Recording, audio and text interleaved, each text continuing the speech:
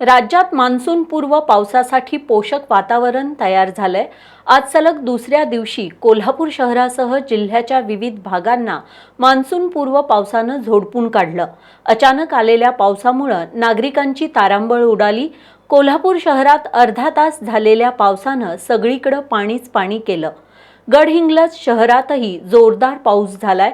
उकाड्यानं हैराण झालेल्यांना या पावसामुळे काहीसा दिलासा मिळाला।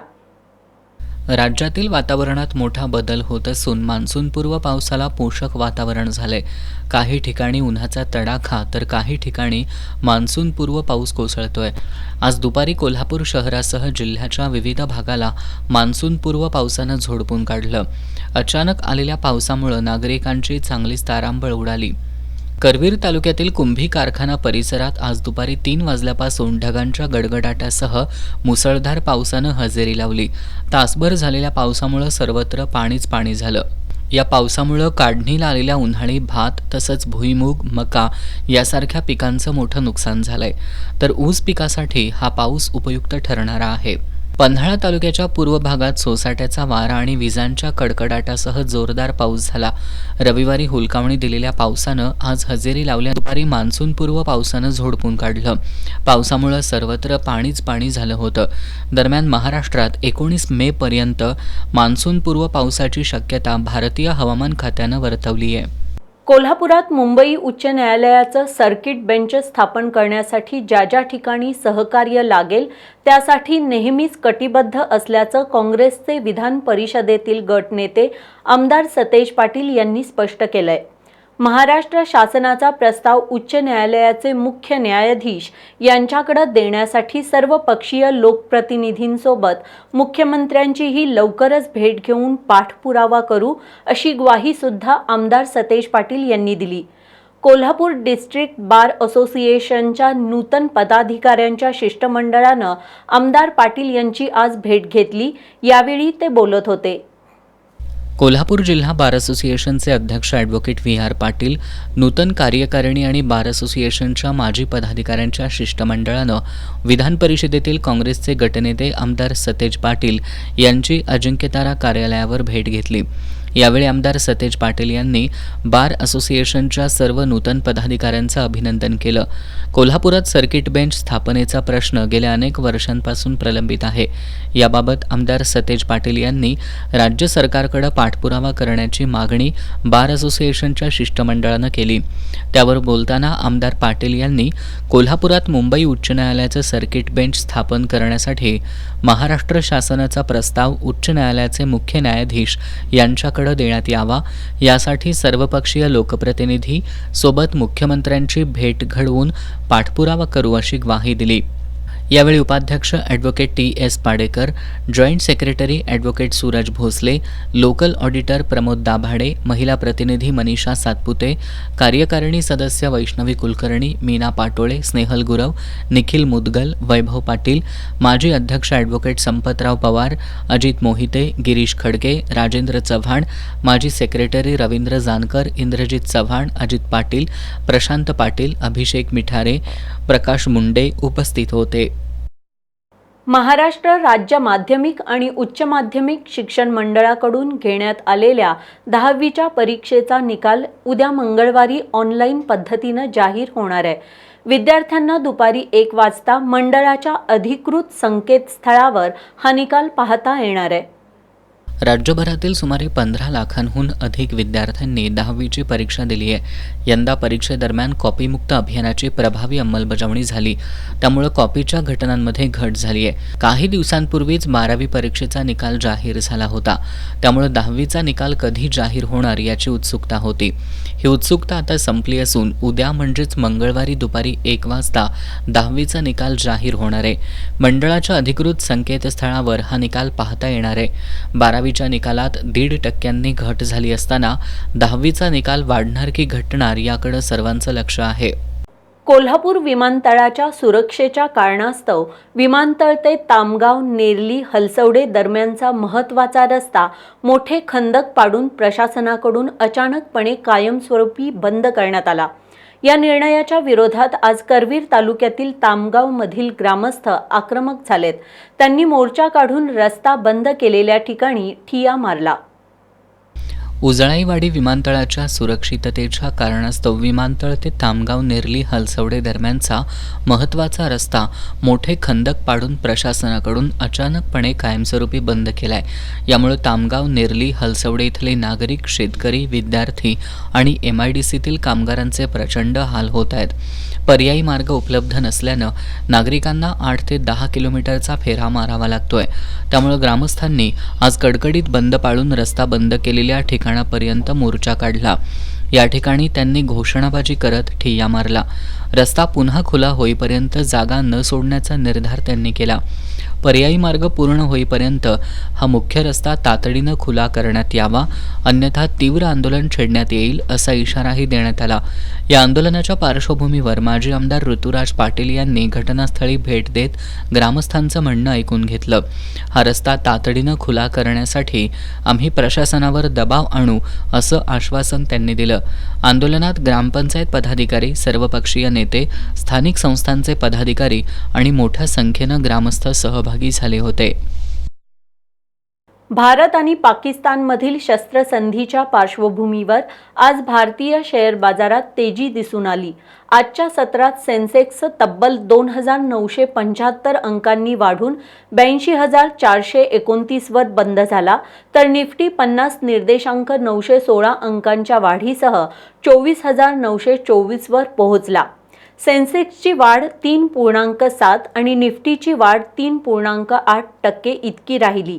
महत्त्वाचं म्हणजे या तेजीमुळे दोन्ही निर्देशांकांनी 16 डिसेंबर 2024 नंतर पहिल्यांदाच सर्वोच्च पातळी गाठली. गेल्या काही दिवसांमध्ये अमेरिकेच्या आयात कर धोरणामुळे भारतीय शेअर बाजारात नकारात्मक वातावरण पाहायला मिळालं होतं. यामधून बाजार सावरत असतानाच भारत आणि पाक यांच्यातील तणावामुळे चिंतेचे ढग दाटले होते. मात्र आता शस्त्रसंधीमुळे युद्धाचा तणाव निवळल्यानं शेअर बाजारातील मंदीचे ढग विरले आहेत. शस्त्रसंधीच्या पार्श्वभूमीवर आज भारतीय शेअर बाजारात तेजी पाहायला मिळाली. आजच्या सत्रात सेन्सेक्स तब्बल 2,975 अंकांनी वाढून 82,429 वर बंद झाला, तर निफ्टी 50 निदर्शक 916 अंकांच्या वाढीसह 24,924 वर पोहोचला. सेन्सेक्सची वाढ 3.7 आणि निफ्टीची वाढ 3.8 राहिली. महत्त्वाचं म्हणजे या तेजीमुळे दोन्ही निर्देशांकांनी 16 डिसेंबर 2024 नंतर पहिल्यांदाच सर्वोच्च पातळी गाठली. Nifty realty, Nifty IT top gainers राहिले. भारत-पाक शस्त्रसंधीनंतर ट्रॅव्हल बुकिंग, हॉटेल, विमान कंपन्यांचे शेअर्समध्ये तेजी दिसून आली. मिड कॅप आणि स्मॉल कॅप शेअर्समध्ये खरेदीचा जोर अधिक राहिला. यामुळं BSE मिड कॅप 3.8 आणि स्मॉल कॅप 4.1% वाढून बंद झाला. कोरोना महामारीच्या काळात रक्ताच्या नात्यांनी सुद्धा ज्यावेळी रुग्णांकडे पाठ फिरवली होती, त्यावेळी आपला जीव धोक्यात घालून डॉक्टर आणि परिचारिका राबत होत्या. कोरोना काळात लोकांना देवासमान वाटणाऱ्या या परिचारिकांच्या योगदानाचा सरकार आणि समाजाला सुद्धा विसर पडल्याचं चित्र निर्माण झालंय. आज जागतिक परिचारिका दिनानिमित्त परिचारिकांच्या प्रश्नांना वाचा फोडणारं S न्यूजचं हे विशेष वृत्त. दुसऱ्या महायुद्धाच्या काळात सगळीकडे विनाशकारी वातावरण असताना इटलीत फ्लॉरेन्स नायटिंगेल यांनी महायुद्धातील जखमी सैनिकांची शुश्रूषा केली. यातून त्यांनी सेवाभावाचं दर्शन घडवत आधुनिक नर्सिंगचा पाया रचला. म्हणूनच त्यांचा 12 मे हा जन्मदिवस जागतिक परिचारिका दिन म्हणून साजरा केला जातो. आज या निमित्तानं S न्यूजच्या माध्यमातून परिचारिकांबद्दल कृतज्ञता व्यक्त करतानाच त्यांच्या प्रश्नांना वाचा फोडण्याचा आमचा हा प्रयत्न. वैद्यकीय क्षेत्रात सेवाभावी वृत्तीनं काम करणाऱ्या परिचारकांचं योगदान नेहमीच वाखाणण्यायोग्य राहिलंय. कोरोनासारख्या महामारीच्या काळात त्यांनी दिलेलं योगदान खूप मोलाचं होतं. कोरोनाचा संसर्ग झालेल्यांच्या जवळचे सुद्धा जेव्हा दूर गेले होते, त्यावेळी परिचारिका मात्र कर्तव्य भावनेनं राबत होत्या. कोरोना काळात आपल्याकडील सार्वजनिक आरोग्य व्यवस्थेमधील अनेक त्रुटी उघडकीला आल्या. यामध्ये प्रशिक्षित मनुष्यबळाचा अभाव ही एक प्रमुख त्रुटी होती. ही त्रुटी भरून काढण्यासाठी राज्य सरकारनं काही परिचारिकांना कंत्राटी पद्धतीनं नेमणूक दिली, पण यातील अनेक परिचारिकांना शासनाच्या सेवेत कायम करणं दूरच, त्यांनी जीव धोक्यात घालून केलेल्या कामाचा मोबदला सुद्धा पूर्णपणे देण्यात आलेला नाही. आम्ही 500 नर्सेस इथं काम करत आहोत, पण रुग्णसंख्येच्या प्रमाणात नर्सेसचं प्रमाण कमी असल्याने आवश्यक तेवढी क्वालिटी नर्सिंग केअर आम्हाला देता येत नाही. तसेच करोना काळापासून आम्ही इथे काम करत असून देखील करोना काळातील भत्ताही आम्हाला दिलेला नाही आहे. अजून NRHM अंतर्गत काम करणाऱ्या कर्मचाऱ्यांना कायमस्वरूपी अजूनही केलेले नाही आहे. माझी एक समस्या अशी आहे की आम्ही सर्व नर्सिंग स्टाफ रुग्णाच्या 24 तास जवळ कार्यरत असतो, 24 तास रुग्णांची सेवा करत असतो, परंतु आम्ही कोविड काळामध्ये अतिशय क्रिटिकल कंडिशनमध्ये काम केलेलं आहे. आमची मुलं बाळं घरी सोडून किंवा रात्रीच्या आम्ही ड्युट्या केलेल्या आहेत, तरी आम्हाला कोविड काळामध्ये शासनानं कोणताही भत्ता दिलेला नाही. तर तो भत्ता मिळावा आम्हाला, शासनाने याची योग्य दखल घ्यावी. तसेच कोविड काळामध्ये NRHMच्या ज्या जागा भरलेल्या आहेत शासनाने, तर त्यांनी कायमस्वरूपी करावं, ही आमची शासनाला नम्र विनंती आहे. कोरोना काळात वैद्यकीय क्षेत्रातील अपुऱ्या मनुष्यबळाचा मुद्दा प्रकर्षानं समोर आलाय. त्यातून बोध घेत सरकारकडून पावलं उचलली जातील आणि परिचारिकांची पदं भरली जातील अशी अपेक्षा होती, पण त्यावर सुद्धा काहीच काम झालेलं नाही. आमच्या नर्सिंगचं संचालनालय नाही आहे, ते स्वतंत्र संचालनालय व्हावं अशी आमची एक अपेक्षा आहे. आणि याच्यासाठी आम्ही बरेच वर्ष झाले आम्ही कागदपत्र देत आहोत, पण त्यांनी आम्हाला अजून कुठल्याही परिस्थितीत शासनाने याच्यावरती काही निर्णय दिलेले नाही आहेत आम्हाला. आणि दुसरी गोष्ट म्हणजे CPR हॉस्पिटलमध्ये सध्या खूप म्हणजे CPR हॉस्पिटलची प्रगती व्हायला लागली आहे आणि ह्याच्यामध्ये खूप मोठे डिपार्टमेंट पण नवीन होत आहेत आणि त्या डिपार्टमेंटच्या अंतर्गत कुठल्याही प्रकारे म्हणजे कुठल्याही कॅटेगरीची नर्सिंगची पदोन्नती किंवा नर्सिंगची भरती झालेली नाही आहे. तर त्यामुळे आम्हाला नर्सिंग तसा कॅटेगरी आम्हाला इथे कमी पडती आहे CPR हॉस्पिटलला. त्यामुळे आम्ही जशी रुग्णाला ज्याप्रमाणे द्यायला पाहिजे ते तशी आम्हाला रुग्णसेवा देता येत नाही आहे आणि ही आमची खंत आहे. तर आम्ही ती रुग्णसेवा देण्यासाठी आम्हाला शासनाने आम्हाला प्रत्येक ह्याची पदोन्नती करून त्या पोस्टवरती नियुक्त करावं आणि नवीन रिक्त जागा भरल्या जाव्यात ही आमची अपेक्षा आहे. आम्ही कोविड काळामध्ये अहोरात्र सेवा दिली. आम्ही कोविड पॉझिटिव्ह, आमची मुलं पण कोविड पॉझिटिव्ह आली, तरीसुद्धा आम्ही त्यातून बाहेर पडूनसुद्धा 24 तास रुग्णसेवा दिलेल्या आहेत. आता कोविड उलटून 4 वर्ष झाली आहे तरी आम्हाला नर्सिंग भत्ता दिलेला नाही आहे. त्यामुळे आमची कळकळीची विनंती आहे की सरकारने आम्हाला ही कोविडचा अलाउन्स दिलेला गेला पाहिजे. रुग्णाला आजारातून बाहेर काढण्यासाठी ममत्व भाव ठेवून केलेली शुश्रूषा, डॉक्टरांचं कौशल्य आणि त्यांनी दिलेली औषधं याच्या इतकीच महत्त्वाची आहे. त्यामुळं आधुनिक वैद्यकशास्त्रात परिचारिकांना अनन्यसाधारण महत्त्व आहे. परंतु सेवाभाव मनात ठेवून काम करणारा समाजातला हा महत्त्वाचा घटक दुर्लक्षित राहणं हे सुशिक्षित आणि संवेदनशील समाजाला भूषणावह नाही. परिचारिका सरकारी अनास्थेशी नेहमीच संघर्ष करतायत, पण समाजसुद्धा कोरोना काळात देवाचे एक रूप म्हणून सन्मान मिळालेल्या परिचारिकांकडं सन्मानानं बघत नाही, हे खेदजनक आहे. रुग्णसेवेचं व्रत घेऊन काम करणाऱ्या परिचारिकांना सरकार आणि समाजानं सन्मान देणं ही काळाची गरज आहे. आज परिचारिका दिनापुरतं परिचारिकांच्या योगदानाचं तोंड देखलं कौतुक सगळीकडेच झालं आणि होतंय, पण त्यांच्यासाठी कायमस्वरूपी सन्मानजनक व्यवस्था निर्माण होण्यामुळं खऱ्या अर्थानं परिचारिका दिन साजरा करण्याचं औचित्य राहील. एस न्यूजसाठी कॅमेरामॅन केदार भोसलेसह प्रियांका निगवे. बातम्यांच्या ताज्या अपडेट्ससाठी एस न्यूज कोल्हापूर हे यूट्यूब चॅनेल सबस्क्राईब करा. तसेच एस न्यूज कोल्हापूर या आमच्या वेबसाईटला भेट द्या. घेऊयात एक छोटीशी विश्रांती. पाहत रहा एस न्यूज. विश्रांतीनंतर एस न्यूजमध्ये आपलं पुन्हा स्वागत. सोलापूर जिल्ह्यातील टाकळी सिकंदर इथला भीमा सहकारी साखर कारखाना सध्या आर्थिक अरिष्टामध्ये आहे. या कारखान्यात 2011 साली सत्ता परिवर्तन होऊन महाडिक गटाची सत्ता आली. त्यानंतर आजतागायत सत्तेत कायम असलेल्या महाडिकांकडून सभासद आणि कामगारांनी ज्या अपेक्षा ठेवल्या होत्या त्या पूर्ण होणं दूर, कारखान्याची वाताहत झाल्यानं एकेकाळी सत्ता परिवर्तनाचं स्वागत करणारे शेतकरी आणि कामगार आता पश्चाताप करतायत. चेअरमनची मनमानी, शेतकरी कामगारांच्या डोळ्यात पाणी.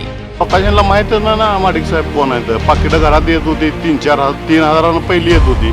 पहिल्या निवडणुकीला 3,000 आली, दुसऱ्या बारीच्या 4,000 आली. अरे दिल्लीत तू गेला कुठनं आमच्यापासून गेला, आमचेच पैसे खर्च केले दिल्लीत नेऊन, आणि तू निवडून तिथं आलाय. कारण यांना यांचं देणं घेणं नाही इथलं काय, यांना फक्त कोल्हापूरला राजकारण करायचं, इथला पैसा न्यायचा आणि तिकडे राजकारण करायचं. भीमामधील सत्ता परिवर्तनाचा शेतकरी आणि कामगारांना का होतोय पश्चाताप? सर्व इथल्या लाखो लोकांचं जीवन असणारा केंद्रबिंदू म्हणजे भीमा सहकारी साखर कारखाना. आणि त्या कारखान्यावरती 2011मध्ये सत्ता परिवर्तन झाली, परंतु परत कधीही महाडिक साहेबांनी आम्हाला विचारलं नाही, विश्वासात घेतलं नाही. वेळेवर कुठल्या पहिलं कारखान्याचं कामगाराचा पगार सगळा वेळेवर होत होता, सभासदांचं पैसे वेळेवर मिळत होतं. एकेकाळी कारखान्याचे चेअरमन राहिलेले आणि सध्या संचालक असलेले भाजपचे राज्यसभेचे खासदार धनंजय महाडिक आणि सध्या चेअरमन असलेले त्यांचे पुत्र विश्वराज महाडिक यांच्या चुकीच्या कारभारामुळं भीमा कारखाना आर्थिक संकटांचा सामना करत असल्याबद्दल कारखान्याचे सभासद आणि कामगारांनी व्यक्त केलेला हा संताप.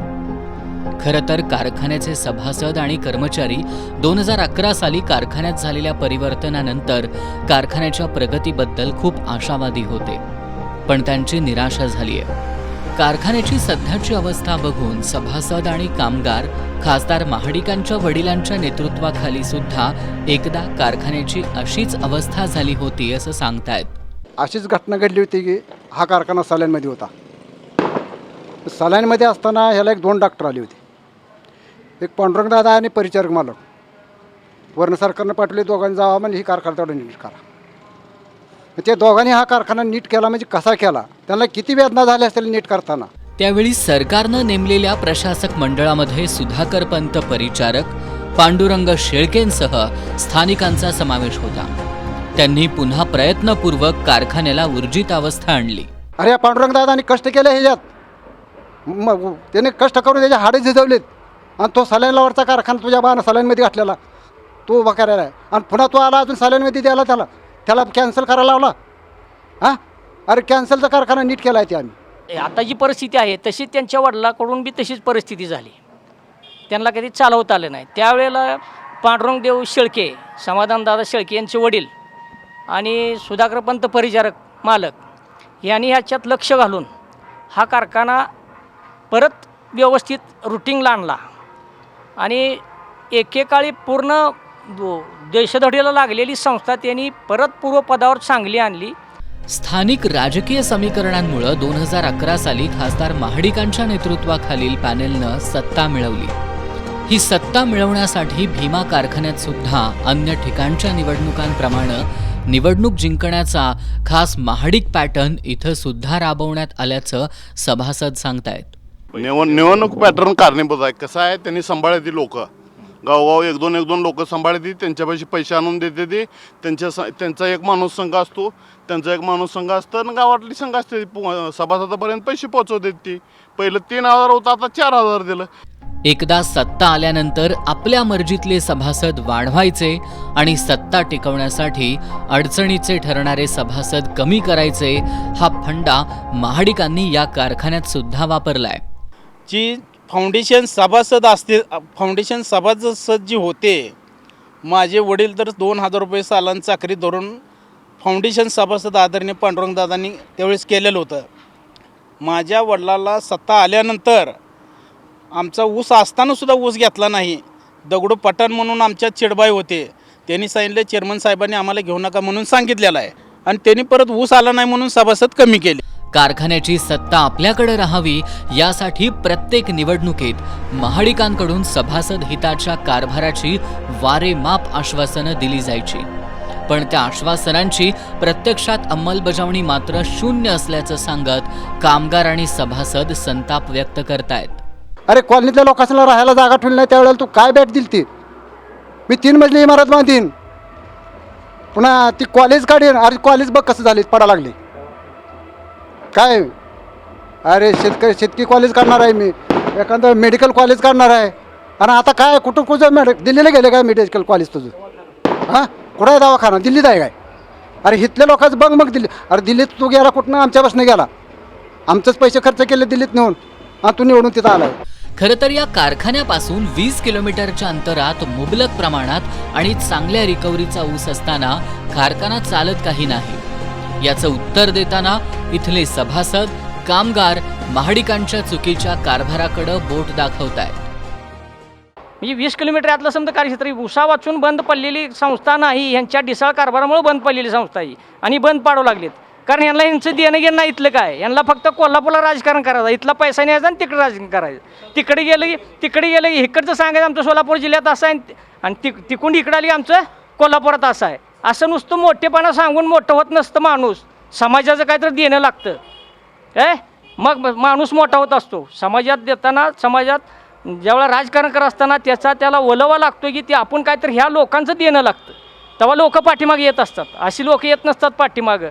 इथल्या जवळजवळ 20,000 सभासद आणि इथल्या परिसरातली जवळजवळ 2 लाख लोकांचं भवितव्य पाक ह्यांनी वाटोळ केलेलं आहे. बेकार दिवस आणले तिथे आता.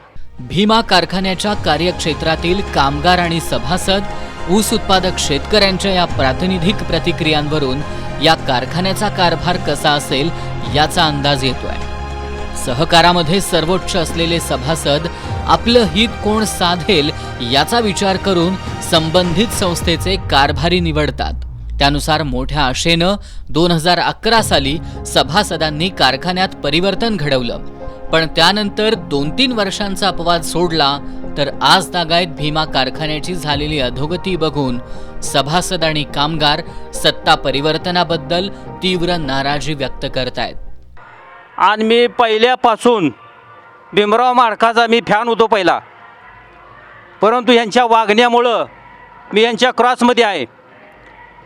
एक वेळ मी दुसऱ्याला मतदान केलेलं नाही, फक्त मतदान ह्यांनाच. तर त्यांच्या स्वतः धनंजय महाडिक, त्यांचा मुलगा आणि त्यांचा नातू, त्या दोघांनी इथं वाटोळं केलं या कारखान्याचं. असं वाटोळं केलं की लोक दिसूधडी लावलेत कामगार.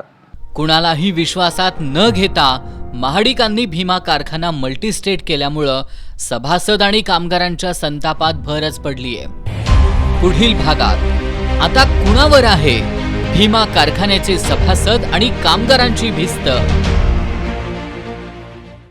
राजमाता जिजाऊ माँसाहेब आणि स्वातंत्र्य सौदामिनी महाराणी ताराबाई यांचा अमूल्य वारसा भावी पिढ्यांपर्यंत पोहोचण्यासाठी ग्रंथसंपदेचं डिजिटलायझेशन करणं गरजेचं आहे, असं प्रतिपादन विधान परिषदेतील काँग्रेसचे गटनेते आमदार सतेज पाटील यांनी केलंय.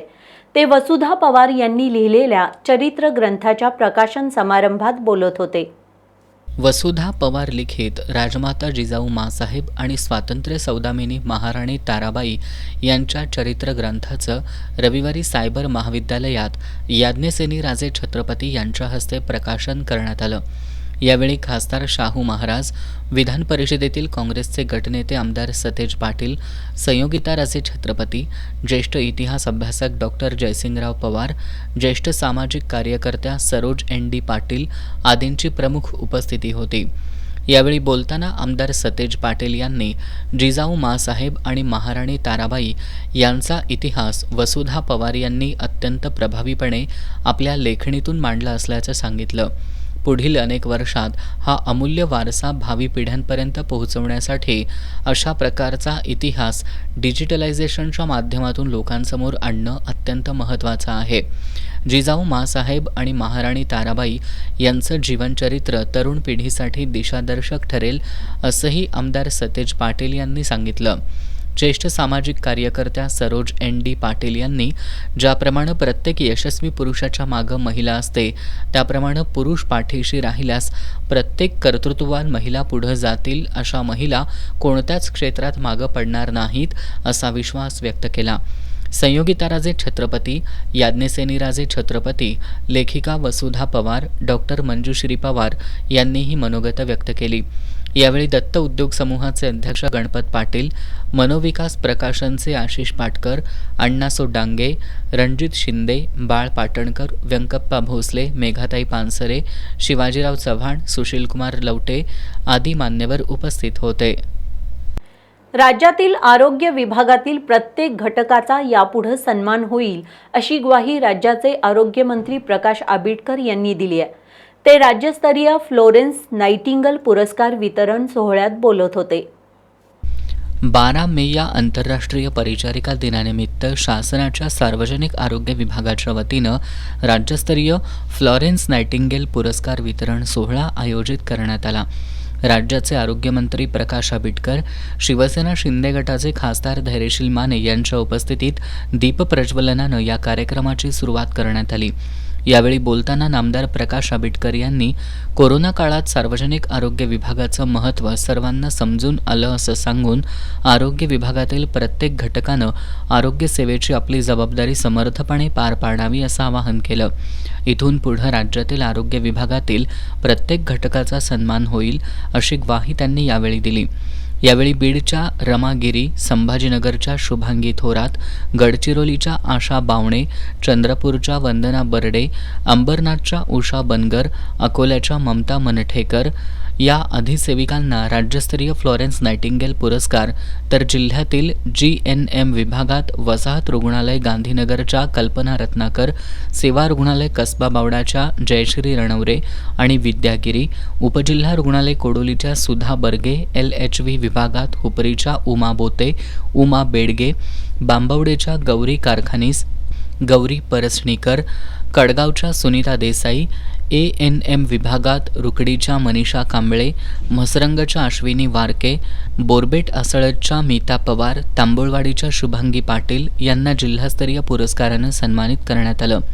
या पुरस्कार वितरण प्रसंगी आरोग्य सेवा संचालक विजय कंदेवाड, उपसंचालक पुरुषोत्तम मडावी, आरोग्य सेवा सहाय्यक संचालक डॉक्टर निलिमा सोनवणे, आरोग्य उपसंचालक कोल्हापूर मंडळाचे डॉक्टर दिलीप माने, जिल्हा आरोग्य अधिकारी डॉक्टर अनिरुद्ध पिंपळे, जिल्हा शल्य चिकित्सक डॉक्टर सुप्रिया देशमुख यांच्यासह आरोग्य विभागातील अधिकारी कर्मचारी उपस्थित होते. कोल्हापूर जवळील RK नगर इथल्या गार्डनमध्ये खेळण्यासाठी गेलेल्या 6 वर्षीय पृथ्वीराज खाडे याच्यावर कुत्र्यानं हल्ला केलाय. त्याच्यावर CPR मध्ये उपचार सुरू आहेत. या प्रकरणी राहुल खाडे यांनी कुत्रा फिरवण्यासाठी आलेल्या केअरटेकर श्रावण पडळकर याच्या विरोधात करवीर पोलिसात फिर्याद दिली आहे. बंदी असलेल्या पिटबुल जातीचा कुत्रा सार्वजनिक ठिकाणी फिरवण्यासाठी आणलाच कसा अशी विचारणा करत खाडे यांनी कारवाईची मागणी केली आहे. कोल्हापुरातील RK नगर इथं राहुल खाडे हे आपल्या कुटुंबियांसमवेत राहतात. रविवारी याच परिसरातील एका बागेत खाडे यांचा 6 वर्षाचा मुलगा पृथ्वीराज हा खेळण्यासाठी गेला होता. यावेळी RK नगर सोसायटीत राहणाऱ्या एका डॉक्टरचे केअरटेकर श्रावण पडळकर पिटबुल जातीचा कुत्रा फिरवण्यासाठी घेऊन आला होता. यावेळी कुत्र्यानं अचानक पृथ्वीराजवर हल्ला करून त्याला जखमी केलंय. सध्या पृथ्वीराजवर CPR मध्ये उपचार सुरू आहेत. दरम्यान या प्रकरणी खाडे यांनी दिलेल्या फिर्यादीवरून श्रावण पडळकर या केअरटेकरच्या विरोधात करवीर पोलिसात गुन्हा दाखल करण्यात आलाय. पिटबुल जातीच्या हिंस्त्र कुत्र्यावर बंदी असताना त्याला फिरवण्यासाठी सार्वजनिक ठिकाणी आणलेच का असा प्रश्न उपस्थित करत प्रशासनानं कारवाई करावी अशी मागणी राहुल खाडे यांनी केली आहे. काल माझा मुलगा संध्याकाळी 5च्या दरम्यान शिवाजी उद्यान या गार्डनमध्ये खेळायला गेला असताना तिथे पिटबुल जातीचे कुत्रे श्रावण पडळकर यांनी फिरवण्यास आणले होते. सार्वजनिक ठिकाणी त्यांनी कुत्रे फिरवून आणले होते. त्याची प्रिकॉशन त्यांनी काही घेतलेली नव्हती. सदरचा मुलगा माझा खेळत असताना कुत्र्याने अचानक हल्ला केला व त्याच्या मांडीचा चावा घेतला आणि चावा घेतल्यामुळे त्याच्या मांडीला फार मोठी जखम झालेली आहे दोन्ही बाजूला आणि सध्या तो आता CPR मध्ये ॲडमिट आहे. तर अशा प्रकारे आणि त्यांच्याकडं त्या कुत्र्याबद्दल काही त्यांचे वॅक्सिनेशनचे डिटेल्स पण नाही आहेत आणि सदरचे कुत्रे हे बिपिन गोंजर या सरांच्या मालकीचे असून त्यांनी त्यांच्या केअरटेकर श्रावण पाडळकर यांच्याकडे त्याचा केअरटेकरसाठी ठेवलेला आहे. तर सदरच्या केअरटेकरने कोणतीही प्रिकॉशन न घेता त्याला सार्वजनिक ठिकाणी फिरवण्यास आणलं होतं आणि त्याला कुठल्याही प्रकारचं मास्क पण घातलं नव्हतं आणि अशा हिंसक प्रवृत्तीच्या कुत्र्याला पाळण्याची बंदी असतानासुद्धा त्यांनी सार्वजनिक ठिकाणी ते कुत्रं फिरवण्यास आणलं आणि माझ्या 6 वर्षाच्या मुलग्याला ते चावले काल आणि तो आता CPR मध्ये ॲडमिट आहे.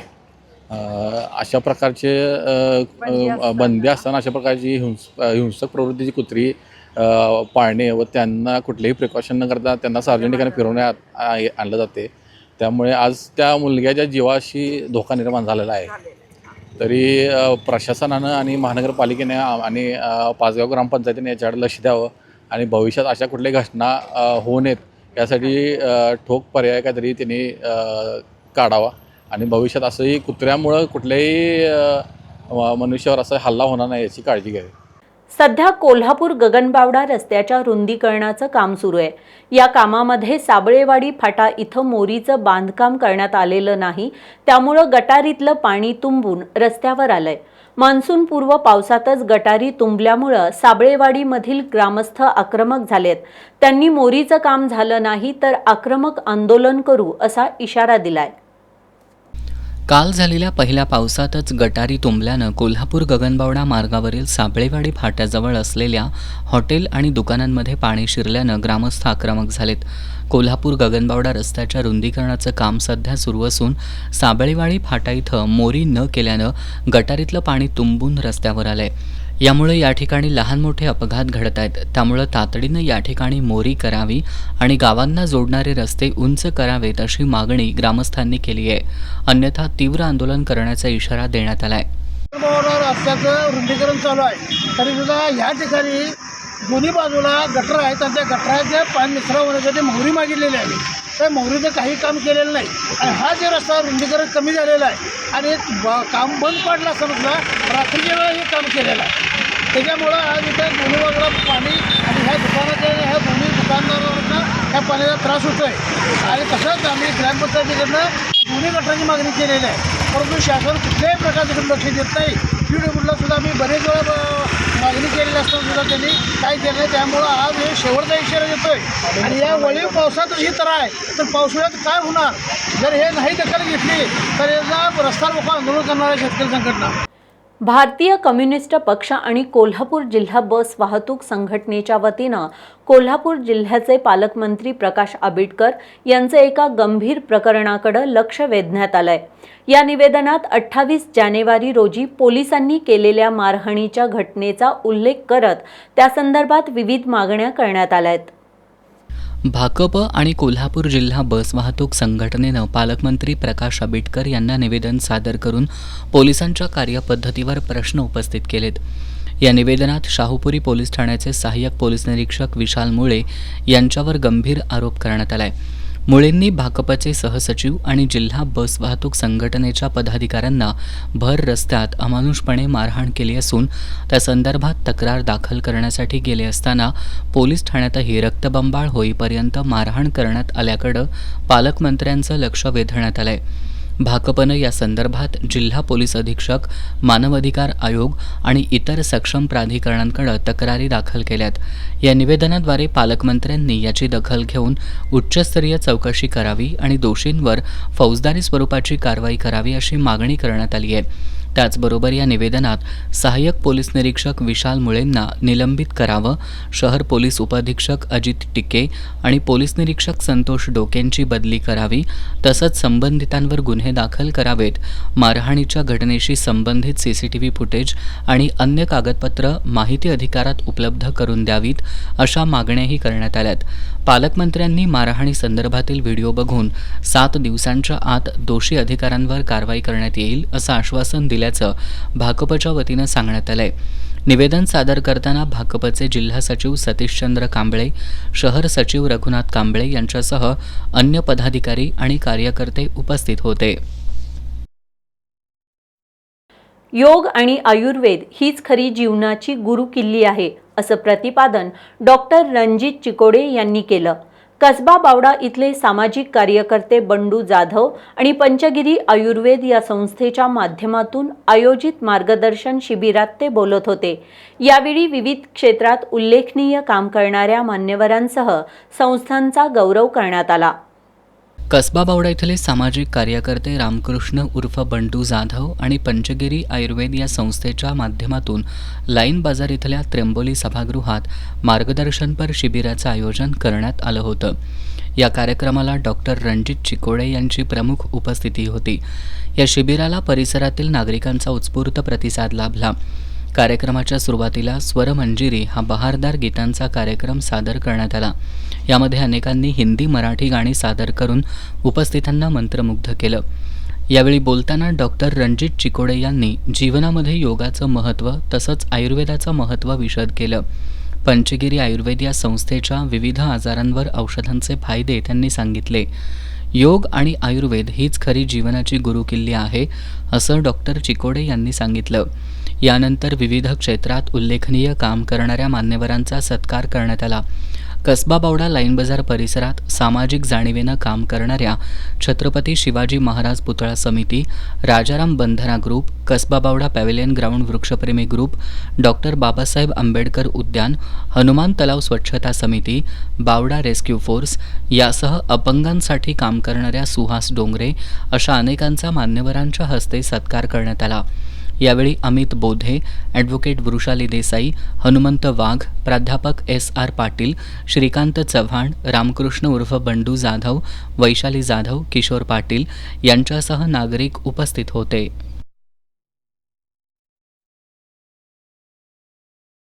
आता एक नजर टाकूयात महत्त्वाच्या बातम्यांवर संक्षिप्त स्वरूपात. फास्ट न्यूजचे प्रायोजक गोकुळ.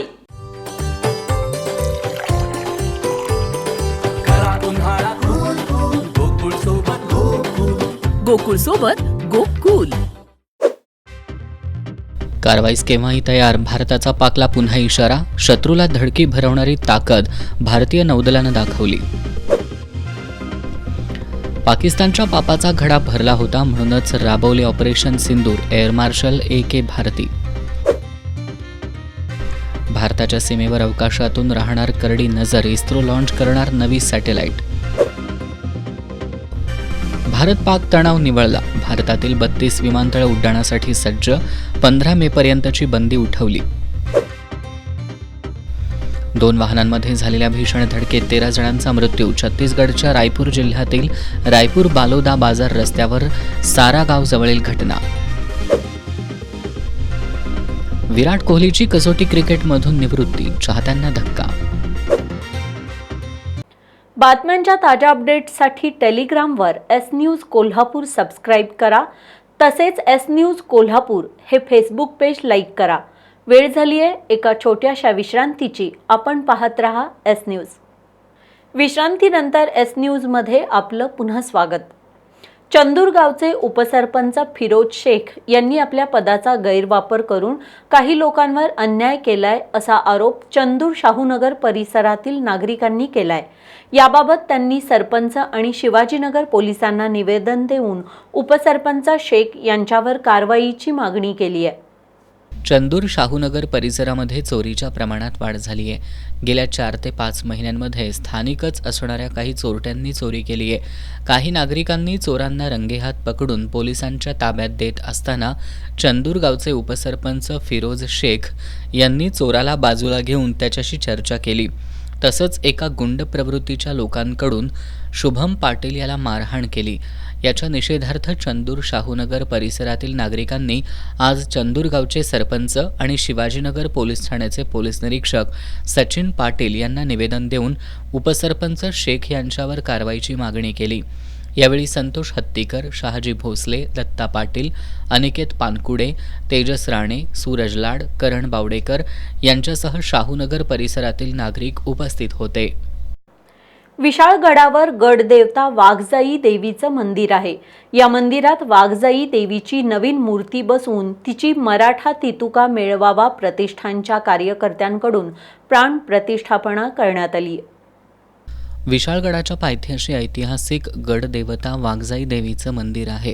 या मंदिरात वाघावर स्वार असलेली वाघजाई देवीची मूर्ती आहे. या मंदिराला अनेक भक्त भेट देऊन दर्शन घेतात.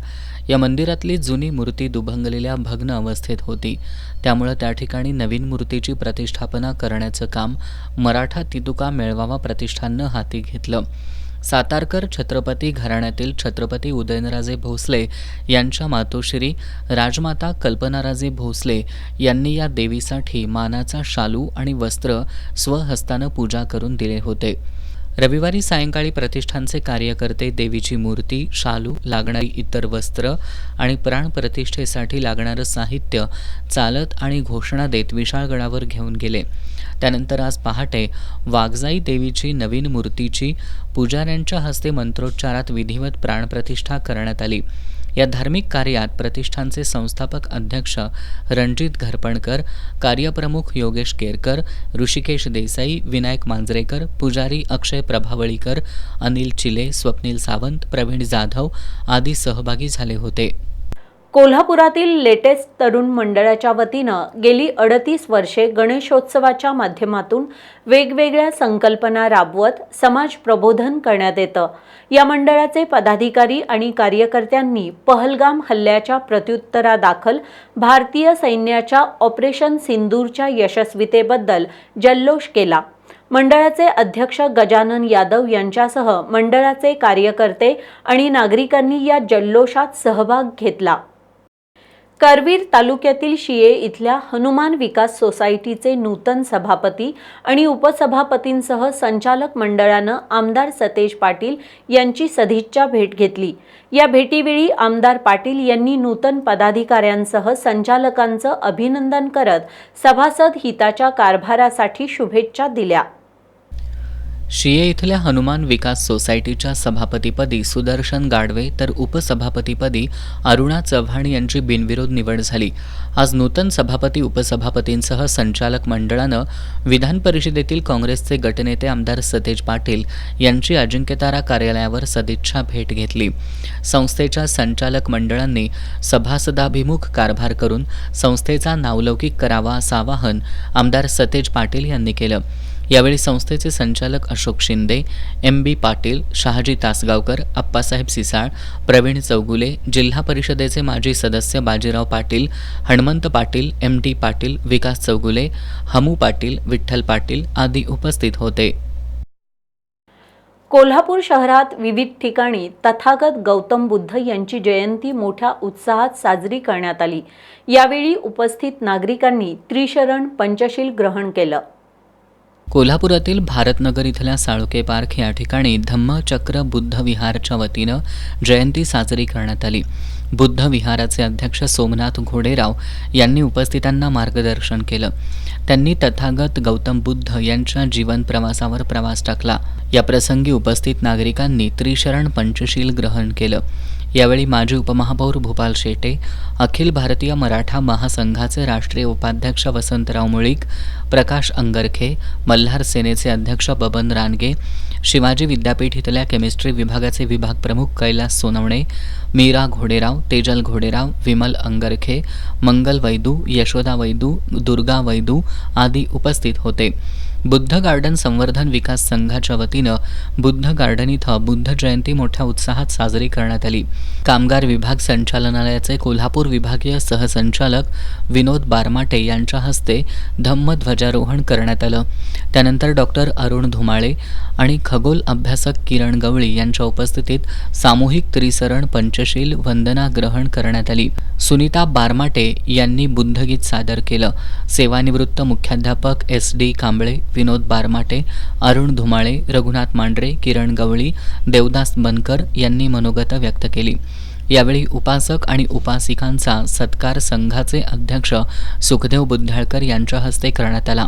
यावेळी बबनराव रानगे, RS पांडे, संजय मधाळे, दयानंद शेडगे, दिलीप गवळी, उत्तम इनामदार, प्रवीण बनसोडे, संजय गुदगे, शोभा बुद्धाळकर, ज्योती जोगडे, मंगल शेडगे, उज्ज्वला चंदनशिव, राजर्षी मधाळे, सविता नागटिळे यांच्यासह नागरिक उपस्थित होते. राधानगरी तालुक्यातील कसबा वाळवे इथल्या शरण्य युवराज जाधव यांनी इंडियन नेव्हीच्या मार्गदर्शनाखाली आयोजित नॅशनल सेलिंग स्पर्धेत अभूतपूर्व कामगिरी केली आहे. मुंबईमध्ये सुरू असलेल्या मर्व या सेलिंग वॉटर स्पोर्ट्समध्ये नॅव्हल यान एल्काफोर या कॅटेगरीमध्ये शरण्य जाधव यांनी भारतात पहिला क्रमांक पटकावून सुवर्णपदक जिंकलंय. त्यांच्या या कामगिरीचं सर्वत्र कौतुक होतंय.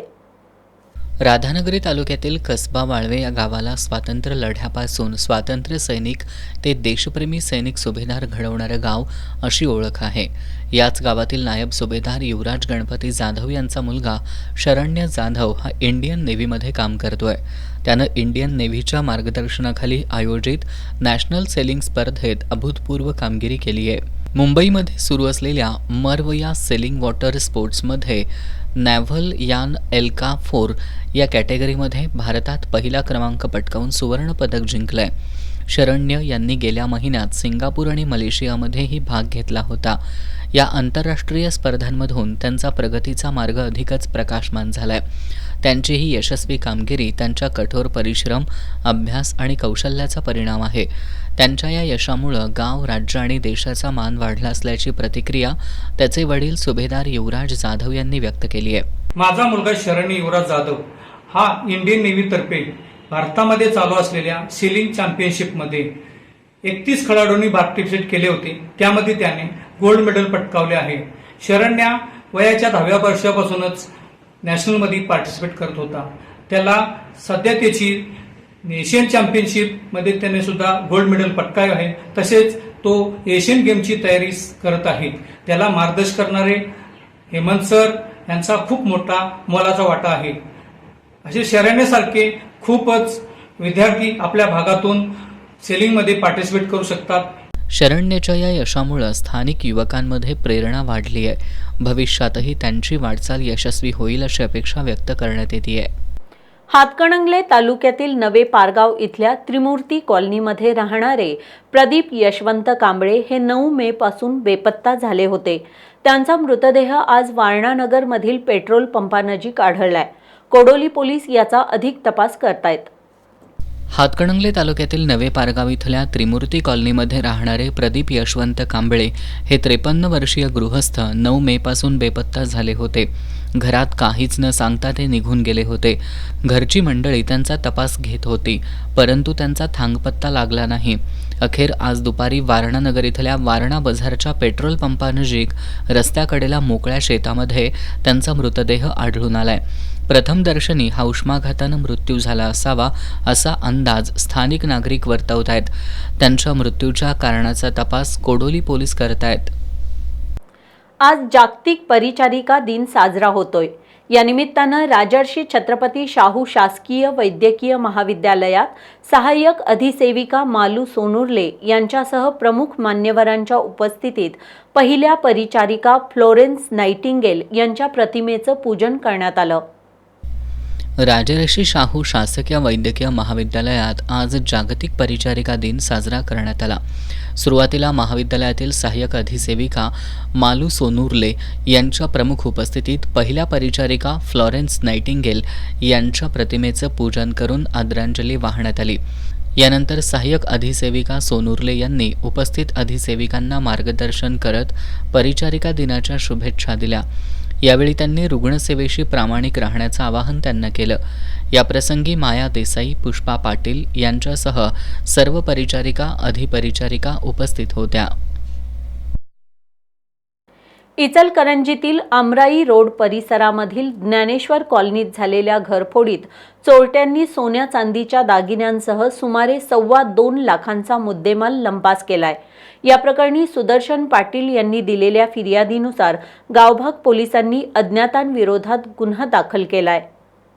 इचलकरंजीतील आमराई रोड परिसरातील ज्ञानेश्वर कॉलनीत सुदर्शन पाटील हे कुटुंबियांसमवेत राहतात. 7 मे रोजी ते कुटुंबासह बाहेरगावी गेले होते.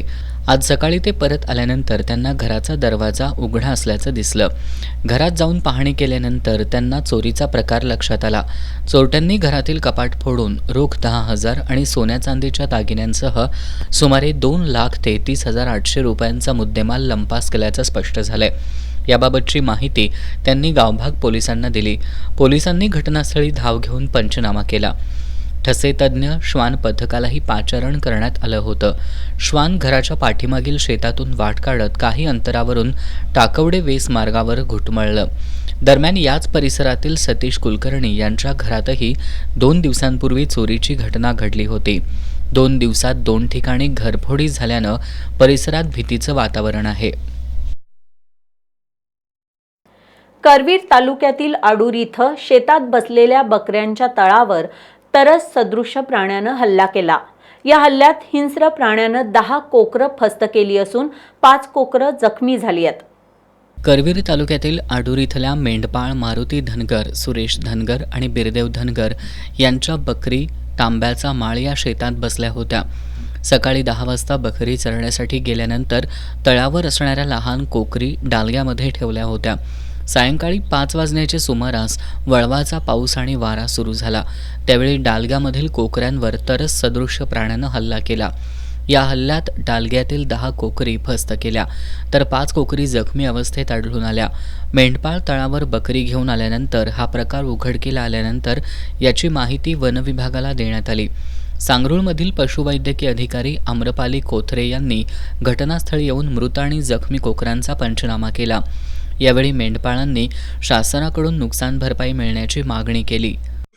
आम्ही 5 वाजता अचानकपणे आलो होतो. जनावरं आमचे डालं इथे पिल्ल्यांची 3 डालं होती 40-50 पिल्ल्यांची. त्यातील एक 12-13 पिल्ल्याने कशांचे सदृश्य प्राण्यानं हल्ला केल्यामुळं सगळी मारणी तर रानात टाकली होती. आणि शेत एक आंबेपैकी तांब्याचा माळ म्हणून उत्तम तुकाराम पवार यांच्या रानात आमचे जनावरं बसायला आहेत. त्यांचा मुलगा अभय उत्तम पवार असं म्हणून त्यांचं समाजमध्ये रान आहे. आणि इथं ज्यावेळेला आम्ही 5 वाजता आलो त्यावेळेला बघितलं की जनावरची पिल्ली मारून टाकली होती. मग आमचा भाऊ इथं पाणी घेऊन आला होता. तिने बघितले तर इथं काय ते त्यांना 1-2-3 जनावर दिसली. त्यांच्या मागा लागल्या तर त्यांच्या अंगावर धावून आले. मग तिने आम्हाला फोन केला. फोन केल्यानंतर आम्ही इथं जनावर पळून गेली. त्यात एक आमच्या 8 पिल्ली ठार मारल्यात, 5 जखमी आहेत आणि 2 बेपत्ता आहेत.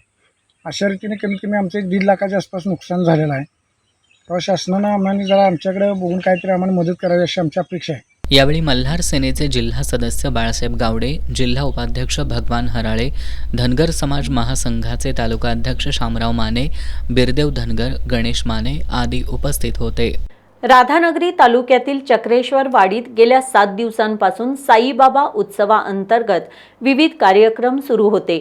आज बुद्ध पौर्णिमेचं औचित्य साधत शिर्डी इथून आणलेल्या साईंच्या पादुका आगमनानंतर धार्मिक उपक्रमांनी या उत्सवाची सांगता करण्यात आली. चक्रेश्वर वाडी इथं साई भक्त साताप्पा नरके यांच्या पुढाकारानं साईबाबा उत्सव गेली 21 वर्ष साजरा केला जातोय.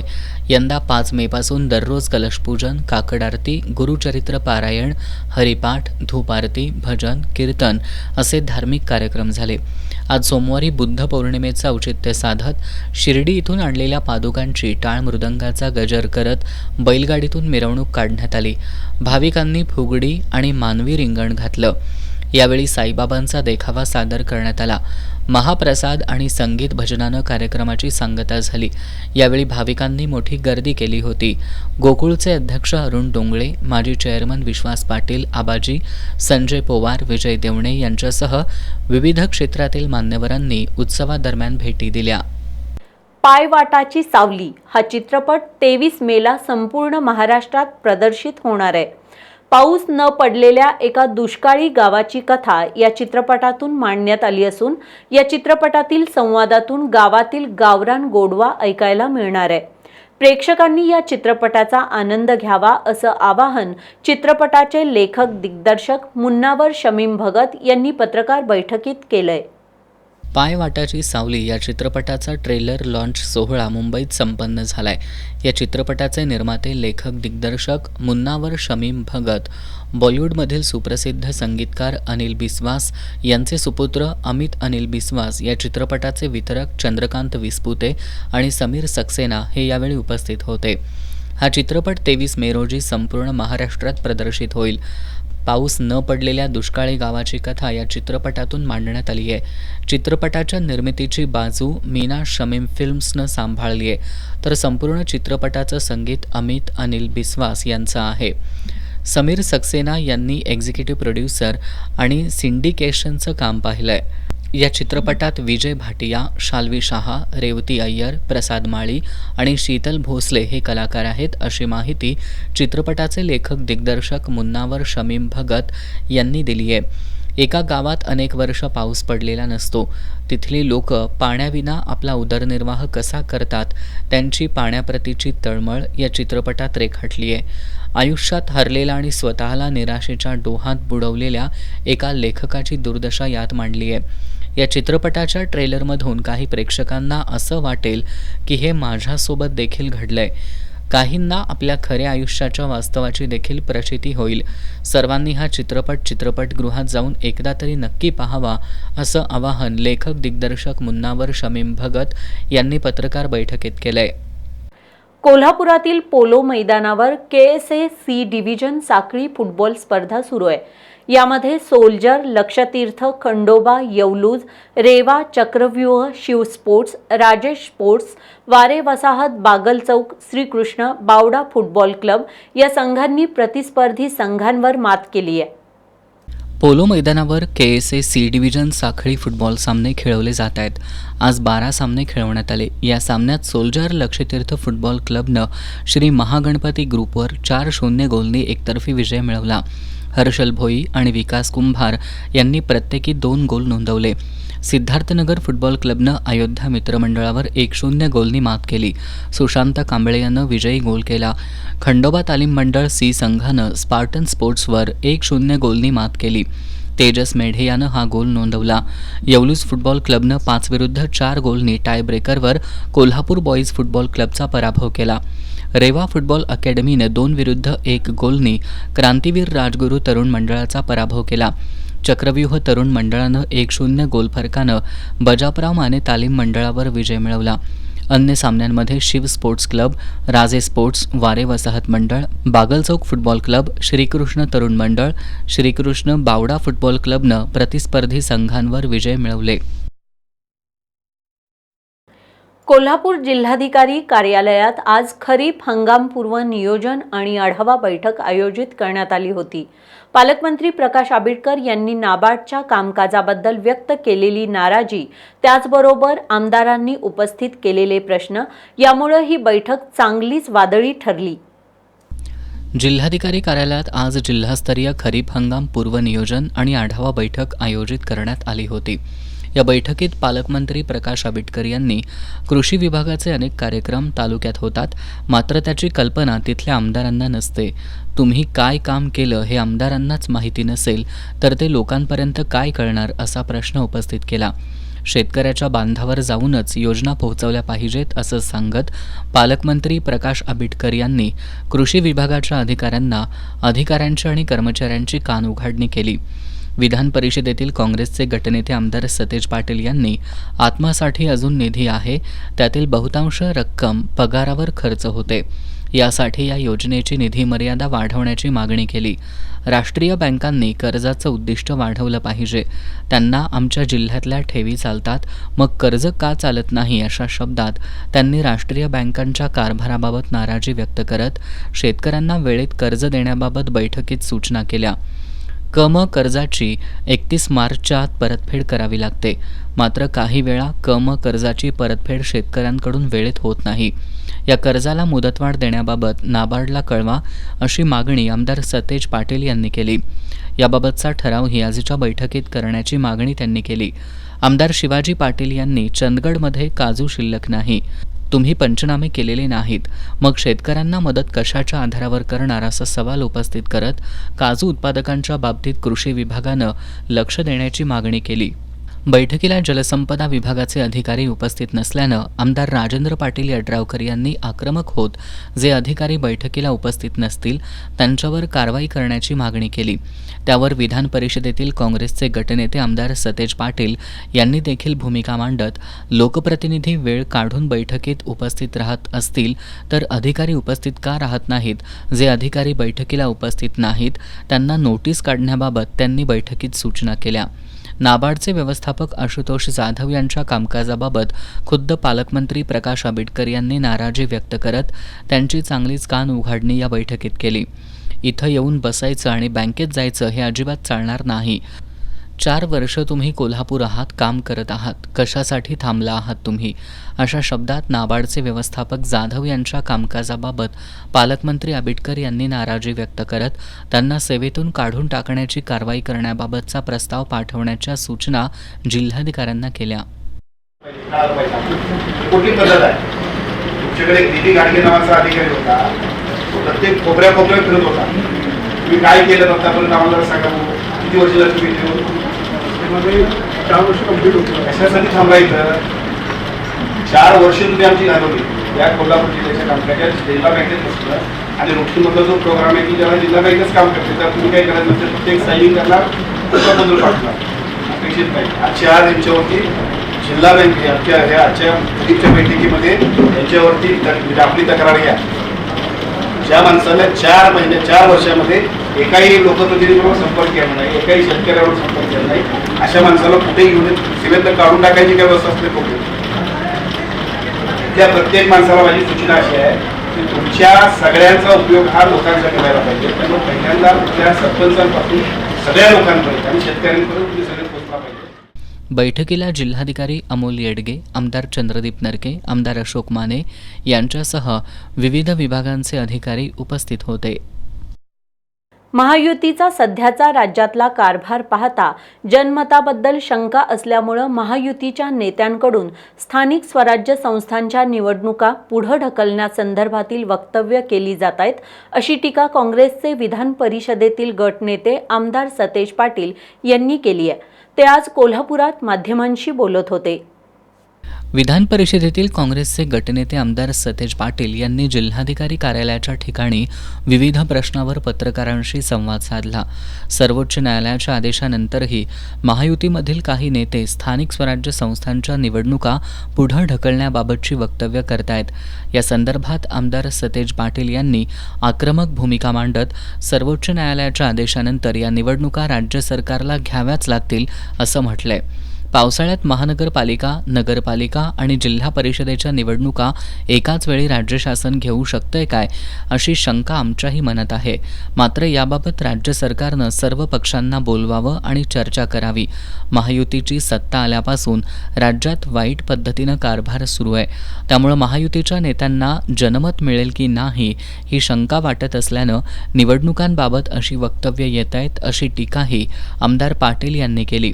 वाटत आता सुप्रीम कोर्टानं क्लिअर कट मॅन्डेट दिलेला आहे. आता शासनाला निवडणुका कुठल्याही कारणास्तव पुढे ढकलणं शक्य होणार नाही. ओबीसीच्या संदर्भातली याचिका होती, त्याच्या संदर्भात सुप्रीम कोर्टनं ऑब्झर्वेशन्स दिलेले आहेत. त्यामुळे मला वाटत नाही इच्छा असली त्यांची, कारण की एकूणच कारभार एवढा वाईट चाललेला आहे सत्ता आल्यापासून, त्यामुळं जनमत मिळेल का नाही ही शंका महायुतीला आहे. परंतु आता सुप्रीम कोर्टाच्या आदेशानं निवडणुका घ्याव्याच लागतात. कोल्हापूर जिल्ह्यात महाविकास आघाडी शक्य त्या ठिकाणी स्थानिक स्वराज्य संस्थांच्या निवडणुका एकत्रच लढेल असंही आमदार पाटील यांनी सांगितलं.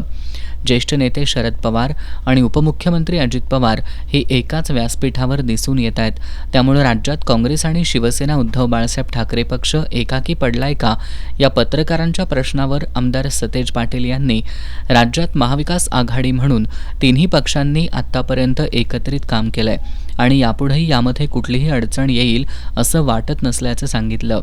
आमदार सतेज पाटील ऑपरेशन सिंदूर आणि त्यानंतरची शस्त्रसंधी याबद्दल काँग्रेस नेते राहुल गांधींनी पंतप्रधानांना पत्र लिहून केंद्र सरकारनं देशासमोर आणण्याची मागणी केली असल्याचं सांगितलंय. त्यांनी अमेरिकेच्या राष्ट्राध्यक्षांऐवजी भारताच्या पंतप्रधानांनी शस्त्रसंधीची घोषणा करणं गरजेचं होतं असं सांगत पाकिस्तान विरुद्धच्या कारवाईसाठी काँग्रेस केंद्र सरकारच्या पाठीशी असल्याचं सांगितलंय. जी भूमिका आहे ती भूमिका पार्लमेंटच्या माध्यमातून देशामध्ये आली पाहिजे, कारण की हा सीज फायर झाला तो दुर्दैवानं अमेरिकेच्या राष्ट्राध्यक्षांनी जाहीर केला. म्हणजे आमच्या देशातल्या पंतप्रधानांनी तो जाहीर करणं अपेक्षित होतं आणि म्हणून आम्ही काँग्रेस पक्षानं पहिल्यापासून भूमिका स्ट्रॉंग घेतलेली आहे की पाकिस्तानच्या या कारवाई झाली पाहिजे ही भूमिका घेतली आणि सरकारच्या पाठीशी आहोत हे ऑल पार्टी मिटिंगमध्ये काँग्रेस पार्टीनं स्पष्ट केलेलं आहे. आणि म्हणून आत्ता आम्ही मागणी केलेली आहे की एक अधिवेशन बोलवा आणि त्याच्यावर या सगळ्या गोष्टीची चर्चा होऊ शकेल. आमदार सतेज पाटील यांनी अलमट्टी धरणाच्या उंचीविरोधात तेलंगणा सरकार सुप्रीम कोर्टात गेलंय. राज्य सरकारनं यामध्ये पार्टी होत कणखर भूमिका घ्यावी असं आवाहन केलंय. नेरली तामगाव रस्ता पूर्ववत सुरू ठेवण्याची मागणी विधान परिषदेतील काँग्रेसचे गटनेते आमदार सतेज पाटील आणि माजी आमदार ऋतुराज पाटील यांनी पालकमंत्री प्रकाश आबिटकर आणि जिल्हाधिकारी अमोल येडगे यांच्याकडे केली आहे.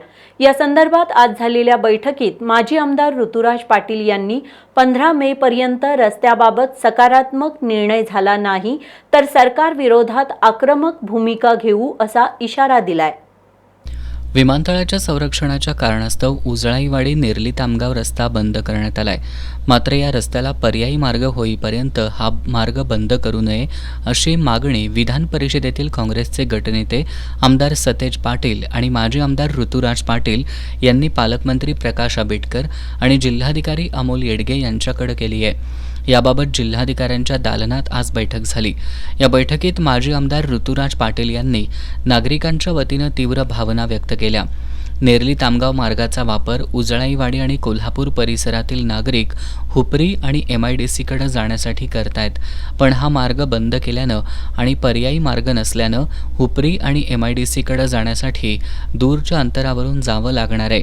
तर तामगावमधील नागरिकांना राष्ट्रीय महामार्गाकडे येण्यासाठी दुसऱ्या मार्गाचा वापर करताना त्यांची गैरसोय होणार आहे. विमानतळ परिसरानजीकच्या गावातील पाणंद रस्ते, गाव रस्ते आणि नवे DP रोड याबाबत धोरण ठरवण्यासाठी बराच कालावधी लागणार असल्यानं तामगाव, उजळाईवाडी आणि गोकुळ शिरगाव परिसरातील नागरिकांची गैरसोय मोठ्या प्रमाणात होणार आहे. त्यामुळे जिल्हा प्रशासनानं पर्यायी मार्ग उपलब्ध होईपर्यंत आणि त्याबाबत निर्णय मार्गी लागेपर्यंत उजळाईवाडी नेरली तामगाव रस्ता बंद न करता पूर्ववत चालू ठेवावा अशी मागणी माजी आमदार ऋतुराज पाटील यांनी या बैठकीत केली.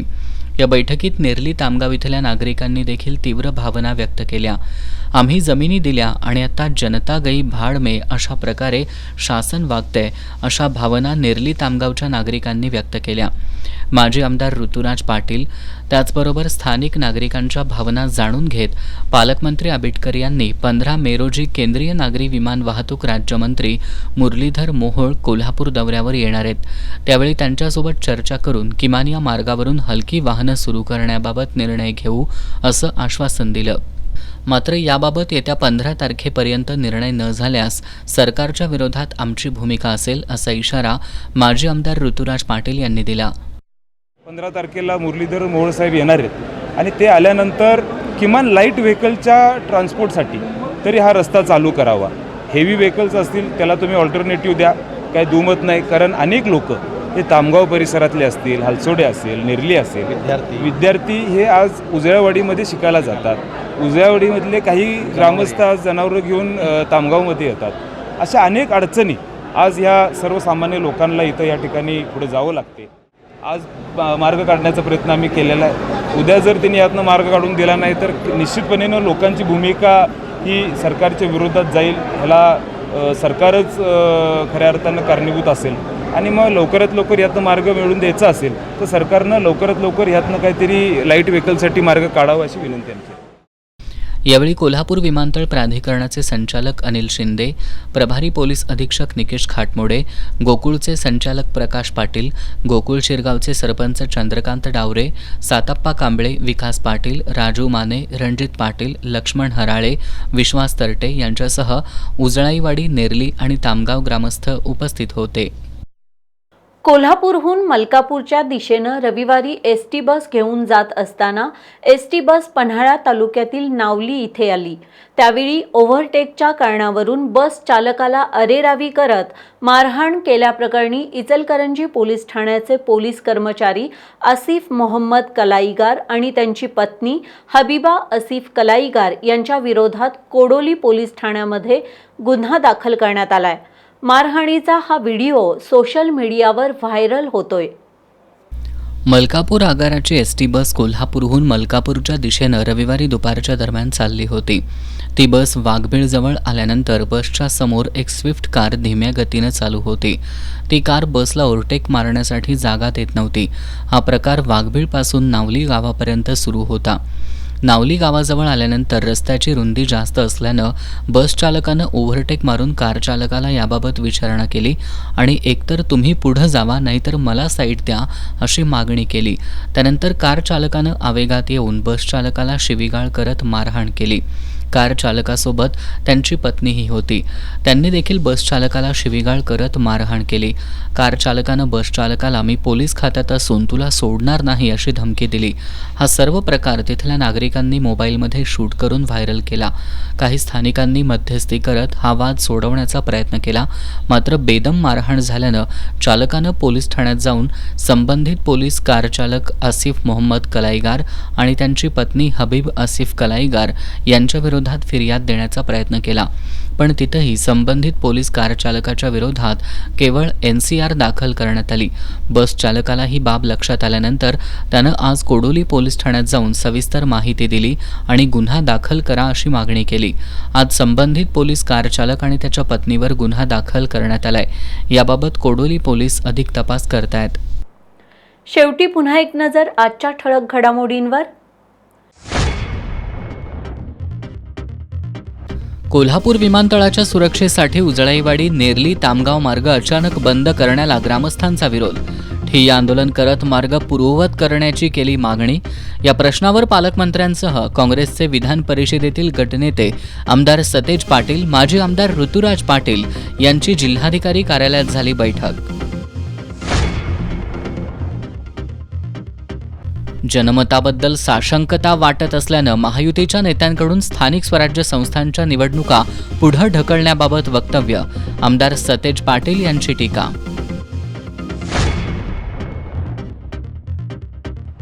भीमा कारखान्यात 2011 साली महाडिकांच्या नेतृत्वाखाली झालेल्या सत्ता परिवर्तनानंतर कारखान्याची अधोगती. सभासद कामगारांना सत्ता परिवर्तनाबाबत होतोय पश्चाताप.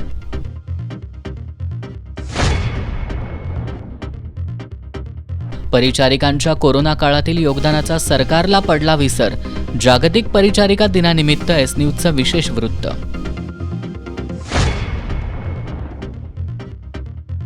आणि जागतिक परिचारिका दिनानिमित्त राज्यस्तरीय नायटिंगेल पुरस्कार वितरण सोहळा कोल्हापुरात संपन्न.